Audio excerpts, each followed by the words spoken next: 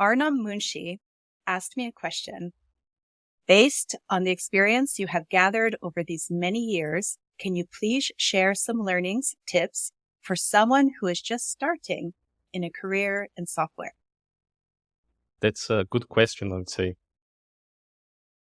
When I reflect back, when I started out my career, I had this expectation that college would prepare us for the work environment like 100%. So my goal at that time was indeed to go to a good university and then I would be done. And then when I would find a job, I would be 100% ready and perhaps even ahead of the curve. This is not what happened in practice. And it was difficult for me when I started out. I expected to arrive there with all my Java, C++, C# knowledge and already impact the company and deliver value right away. Of course, those were not the right expectations to have. It's actually leading me to a question. Your education, did it focus on learning these technologies like Java, C++, or did you have a more well-rounded engineering education that taught about customer centricity and things like that? No, not at all. Oh, wow. I would say that at least most part of it were focused on the tests at the end of the term, let's say. So basically you were learning Java at that term or like introduction to programming languages. And then your focus would be to pass that test because, that's how it works. And I got pretty good at technical stuff. I mean, I learned it. But when I got at the work environment, I mean, being an engineer is not being a code monkey, right? Especially if you are in a big company, communication is key. You really need to understand what you are doing. And I mean, my point here being that be aware of your expectations when you are ingressing in the workplace, especially when you are getting your internship or your first job. It's not easy. You will need to learn new skills, lots of soft skills to combine with your hard ones, and be aware of it and don't get frustrated if it is difficult. It's just Yeah. part of it.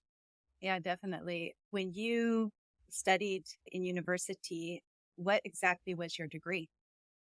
Computer engineering, that was my major. Okay, because I'm just comparing it to when I took computer science and engineering years back. I graduated in the year 2000. So imagine I started in the late 90s. I think 1995 was when I started university. And my degree was quite a bit different. So I see the evolution and how this degree has evolved over the years, at least from your perspective, or it's just different because I studied in the United States in California and you studied in Brazil, right? Exactly. Yeah. So when I learned computer science and engineering, we had to focus on the customer.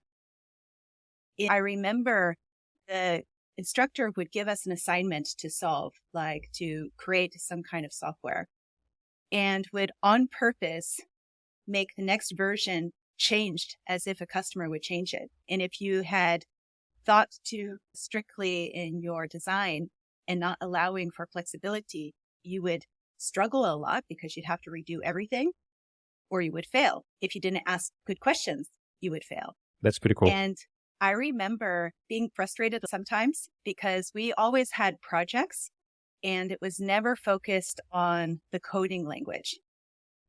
So the professors would tell me back then, you can go and learn the language in the weekend. So if you want to code this in Java, you want to code this in Pascal or Fortran or C++, whatever language, that's your choice. You can go and get a book and learn the syntax and learn how to code in it. I don't care. What I care about is the solution. So my education was not really, let's say, centered around programming languages at all. Yeah, I think that's the right way to at least be more prepared for the workplace. That's the line of thought that I was going, because I do remember when I joined the first big company that I worked for, that we needed to think about scale, about security. We had millions of customers using our platforms. And what does that mean really? And you can get quite frustrated because it's your first job. You want to show that you are valuable to the company. You can get quite stressed about it, but don't let this feeling, acknowledge it, but don't let this feeling impede you to ask questions. Like, it's completely normal. Just do that. Don't assume things and don't just get into execution mode. Step back and ask as many questions as you can. I think that will help a lot. It's a really good point. And this is where I realized it had a lot to do with the environment. I'm going to refer back to a team I worked with at Alcatel. When I was 23, I moved to Switzerland and I worked at Alcatel there. And I have to say, the team that I worked with, Ivo, David, Jörg, a great set of engineers. I worked with them in the end for almost 6 together. I felt safe with them. I could ask questions. I could be vulnerable in the way of saying, hey, I don't really get this tech. I remember David on my team, he was a lot older than me. At the time, I thought he was an old man, but he was actually the same age as I am now. And I looked up to him like, wow, this guy is so wise. Like he could just take the problem that we had to solve at the customer and he could draw out this clear architecture, like how everything was connected and everything. Now, Ivo, he was the pessimist in the team. So he always would find the situations that were going to fail. He was like the test king and let's break the system king, chaos monkey, if you think about it. And Jörg was really cool in the way that he just kind of liked to do the work. It didn't matter if he needed to be creative or it had to be some exceptional solution. He just liked to code. And as a combination, we worked really good together. Like we had these different aspects. I was I believed it didn't matter the problem, you could solve it. There was not one thing that I thought you could not do as long as you would think the right creative solution. And when I worked in this team, like I said, they made me feel valuable. They loved my creativity. They didn't try to turn me into an Evo. They didn't try to turn me into a David. They appreciated the optimism that I had. I was also very fast at learning things in coding, which I think kind of goes together with the creativity. It was the kind of person I was. So they appreciated me for how I was. So I could be vulnerable and ask questions. That's perfect. However, I left that company after around 6 years. I won't name the names of other companies I worked for in this scenario because it's a bit more negative.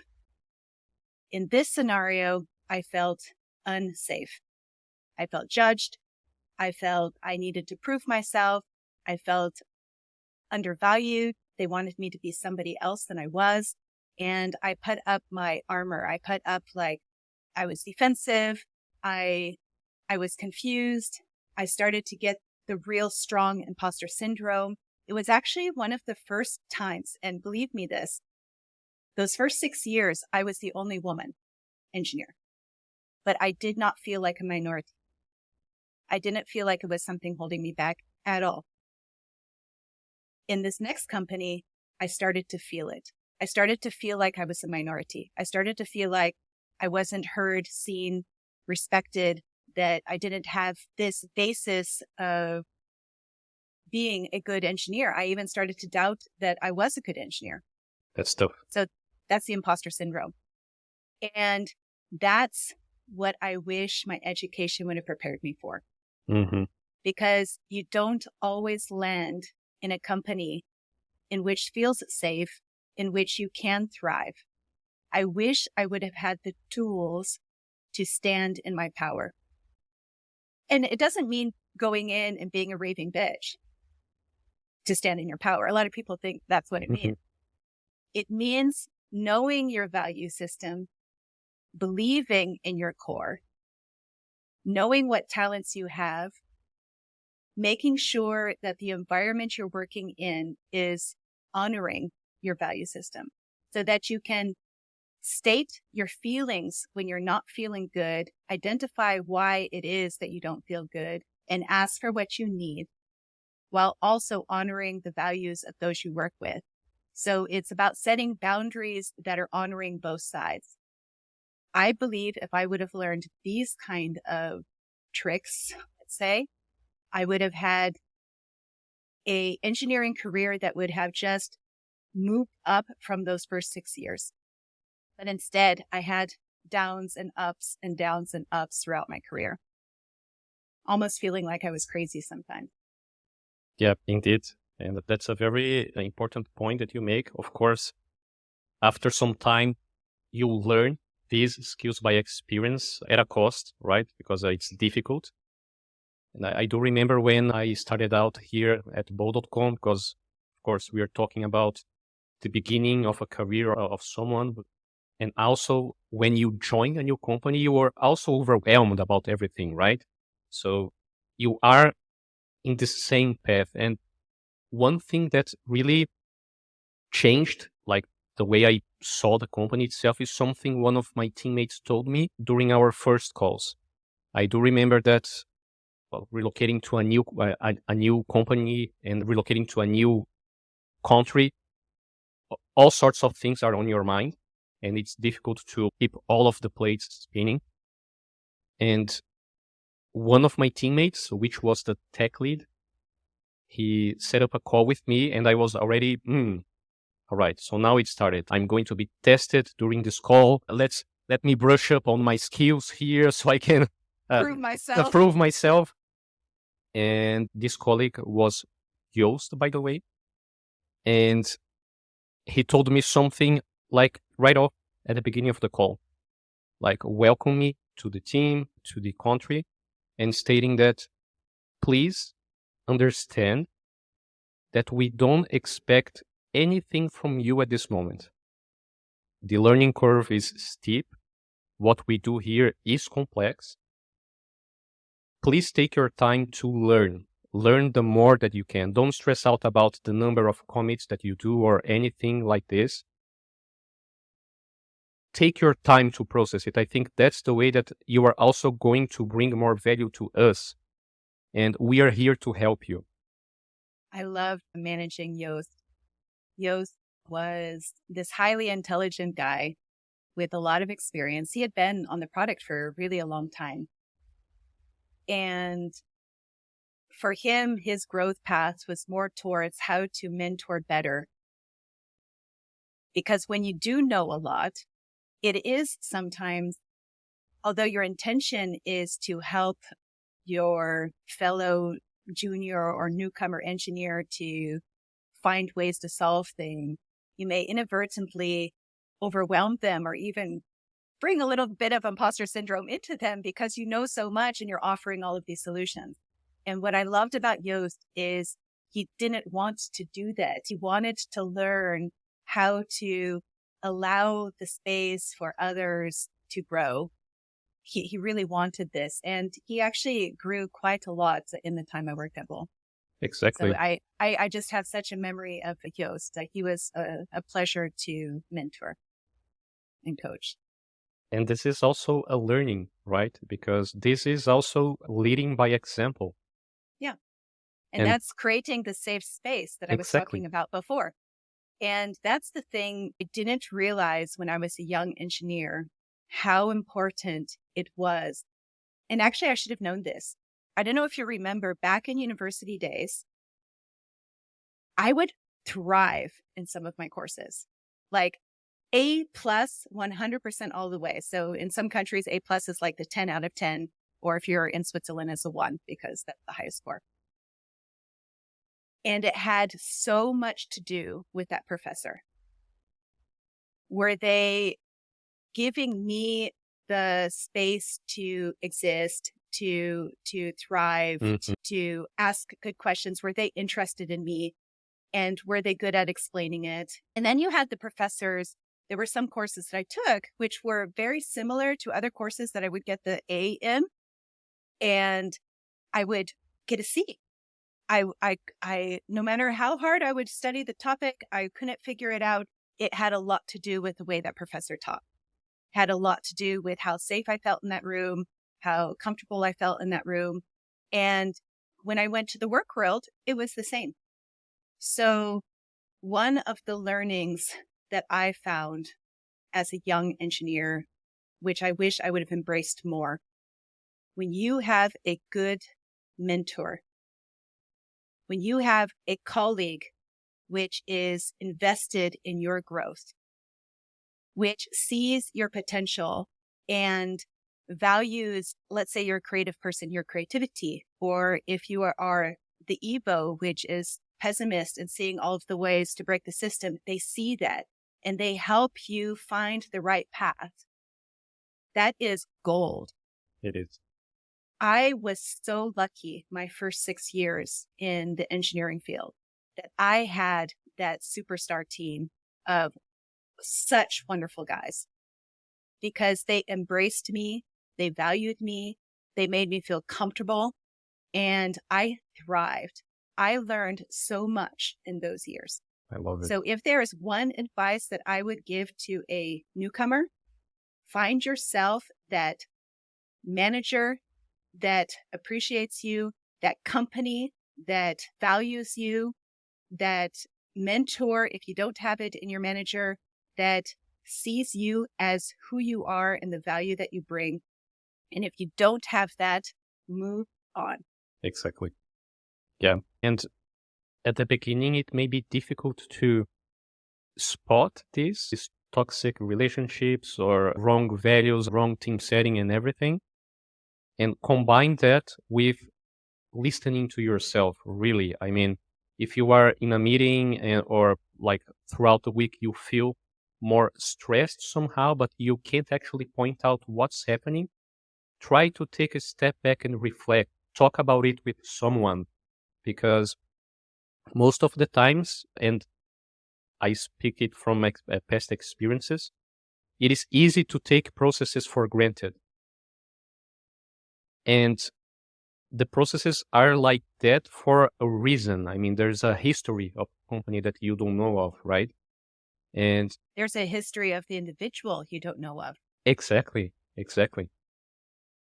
So listening to yourself is very important. And that's so hard when you're young. It is. There's a combination of two. I remember having kind of these two edges. Like I had this overconfidence because I had learned this degree and I had been exposed to the latest technologies and I felt so smart. But on the other hand, I was not knowing myself yet. I didn't know who I was. If you would have asked me what my values were, I didn't know what my values were yet. So it's very hard to stand in your core when you are so far from knowing who you are yet. So that's a real process. And I wished if there would have been something added to my university education. Of course, I had the education that was different than yours. It was very customer centric.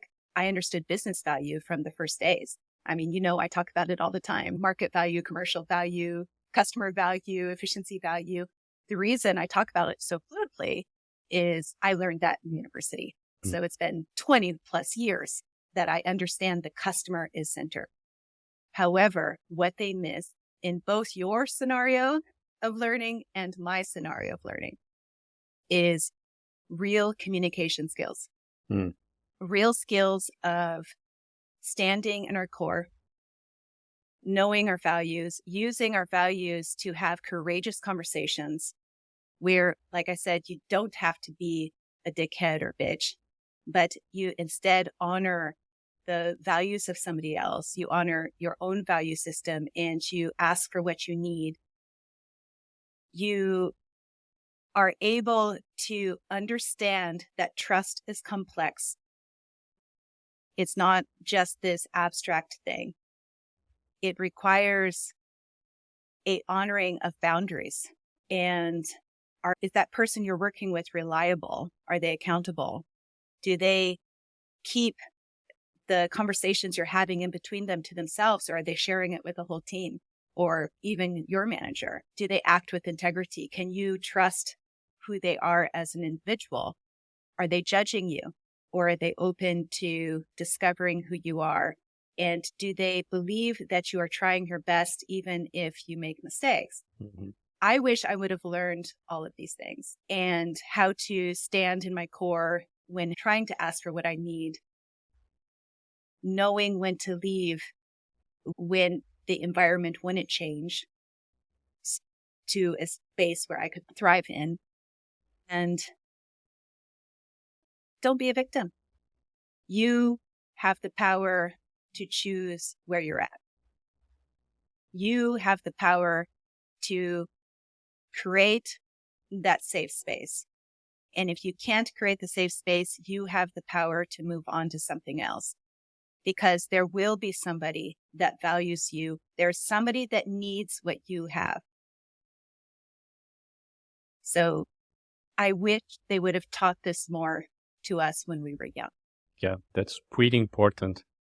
And I have a question for you, Sarah. Like, this, I also resonate with this. And today I feel this is very important.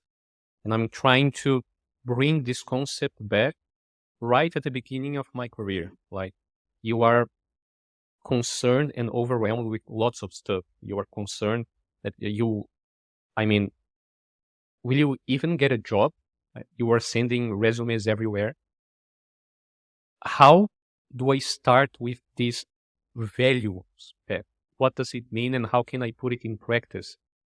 Because it can be difficult. So very often people believe that this is the hardest time that there ever was, or this is the worst time in our history of humanity. Being now in my late 40s, I have experienced lots of ups and downs in the market.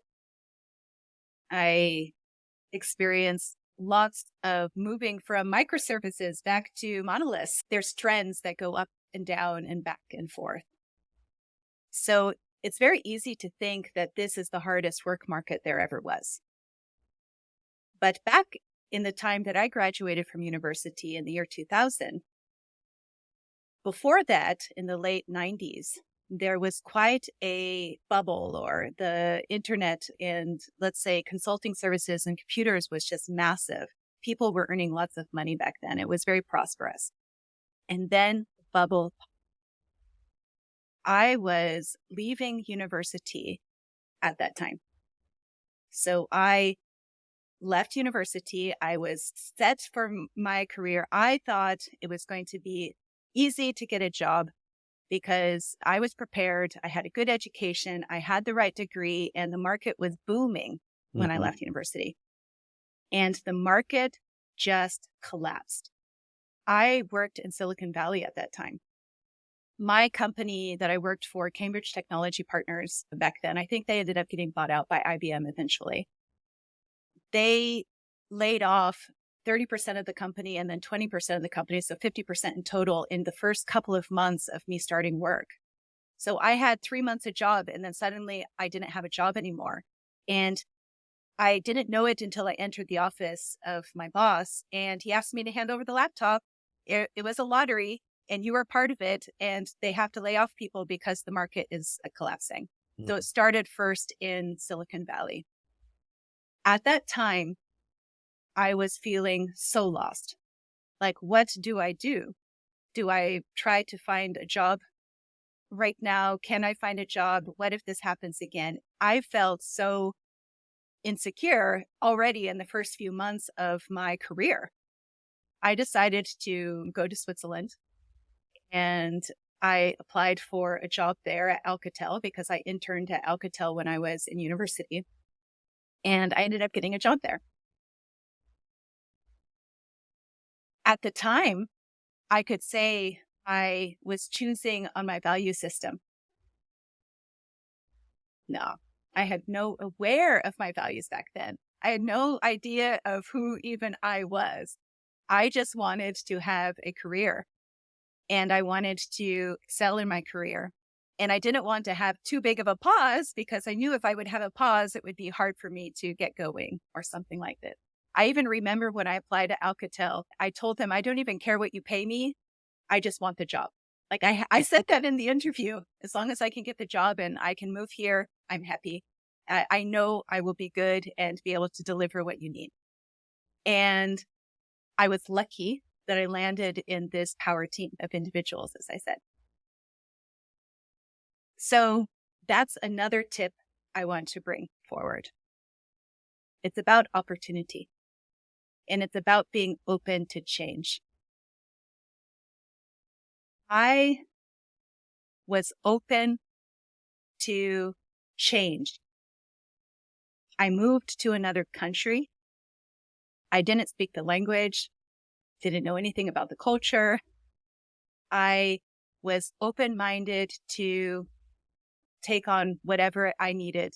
I even changed a little bit of my direction. I took on a job that was a little bit outside of my comfort zone.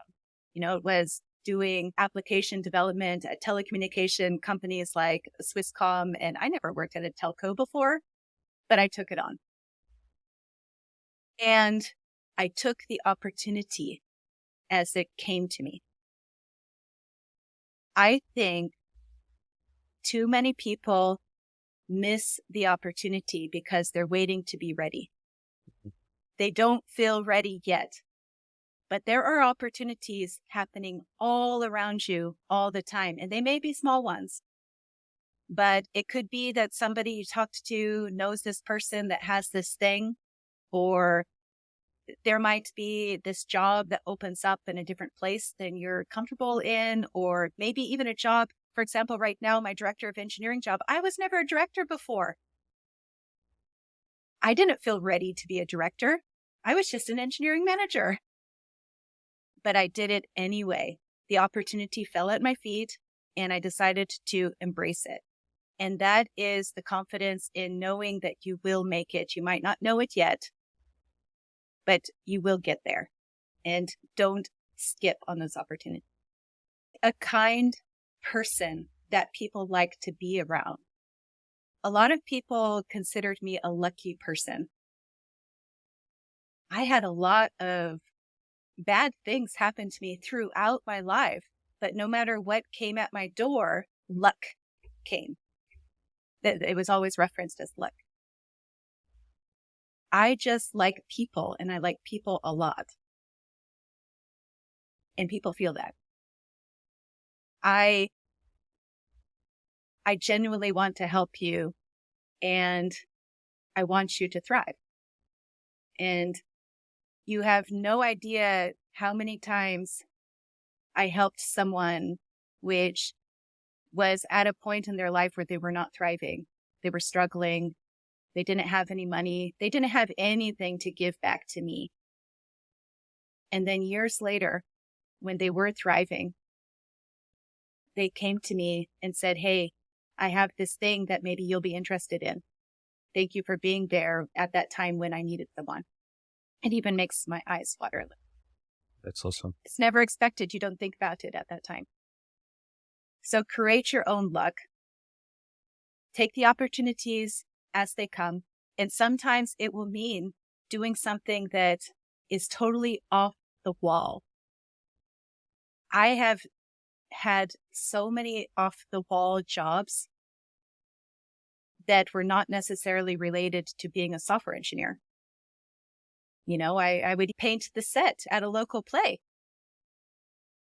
And there I would be talking with somebody and they needed somebody to help them with some computer system. So just enjoy life, enjoy the experiences, and grab the opportunities as they come to you, because by breaking out of your shell and trying new things, you have more opportunities that come. That's just, it's an advice that I would give to you. If you're a junior engineer, don't focus too much on, I can't get that perfect software job where I'm making like the crap load of money, like right away. Yeah. You have to work at a grocery store first. Exactly. I mean, what's the problem, right? There's no problem. And you may not earn as much money. Yeah.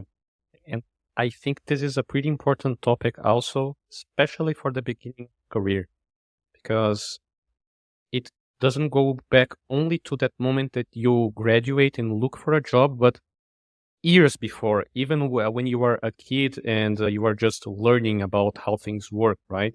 I've seen this movement of families making their sons and daughters choose a career path like you really need to be a doctor, you really need to be a lawyer, or go be an engineer because you earn lots of money because you do that. You'll be, Yeah. this Vocation, means, vocation, right? exactly. This means success. So you need to be successful. And then of course you are somehow molded and you go towards that path. And then at the moment that you graduate, you follow that plan. I mean, I've heard lots of conversations about it myself. Like, what do I do to indeed earn those piles of money, right? And once I get my first job, all right, now I got in. How do I get the next promotion? So the core thinking is money. Yeah. And Money, promotion. You have no idea how uninspiring those conversations are if you're a manager and you really want to ensure that the people in your team grow. And when they come to you and just talk about how do I get that promotion instead of how do I get the skills, you already lose a bit of the spark in the conversation. It's disappointing. Yeah. Because of course, by increasing the skills, you will inadvertently become promoted at some point. And it could be that you earn more money because you end up getting a better job at some point. But when your driver is money, promotion, and you do not know how to stand where you're at and take in the lessons that are around you, you don't need to be there forever. You can be there for 1 or 2 years and get a lot from an experience and then go to the next opportunity as is there. But if your driver is only about getting to the top, I've seen this happen to quite a few people. They get there. And guess what happened? what happens? They get it? Yeah, they get it. So imagine your drive was to be at the top and you finally are there. These individuals become depressed. They don't have that drive anymore. What's my next step? It was not about the money after all, right? No, but what's the next step? And that's when they start reflecting on their whole journey and they think, was I even living? Mm-hmm.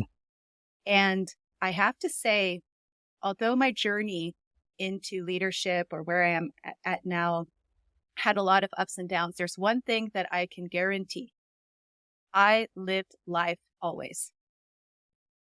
When I was at your company, when I am having a one-on-one with you, when I am going out for a coffee, I am there. I am present. I'm fully happy that I am in that situation with you. I am enjoying my life every step of the way. And if for some reason my company that I'm working with now doesn't work and I lose my position as director of engineer and I eventually decide I want to do something else, that will be part of my journey and I will still enjoy it.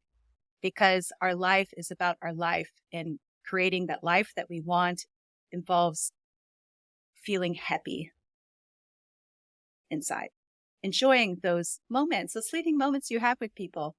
I have so many happy moments that I think about with ex-colleagues, nice lunches, great conversations.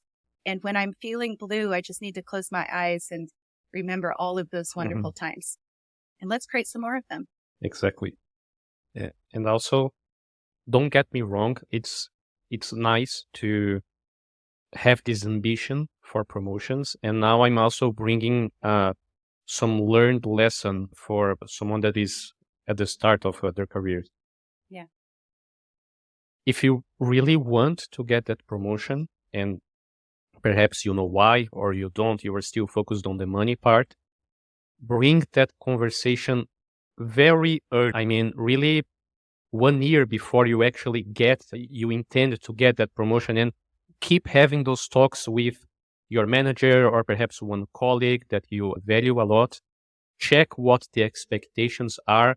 Try to connect them with your values. Why not? Perhaps you discover something else or another way to achieve your goals, and keep doing regular check-ins about that. So don't wait until the appraisal moment. It takes patience. Mm-hmm. 100%.